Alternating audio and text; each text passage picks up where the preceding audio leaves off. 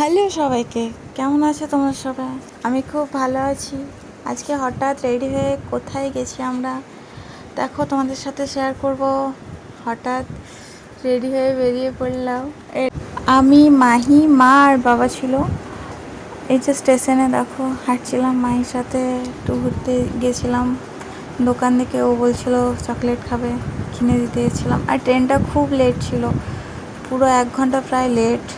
তারপর অনেক বসে বসে যখন ট্রেন পেলাম, মাথা পুরো ব্যথা হয়ে গেছে বসে বসে। ভালো লাগে না এত ট্রেন লেট। ফাইনালি পৌঁছে গেছি।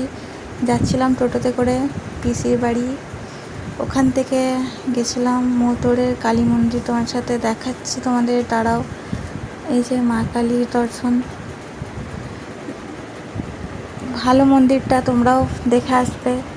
সামনে একটা শিব মন্দিরও ছিল, ওখানেও গেছিলাম। এই যে পুরো শিব মন্দিরটা, মাঠ ছিল ওখানে একটা, ভালো জায়গাটা, খুব সুন্দর।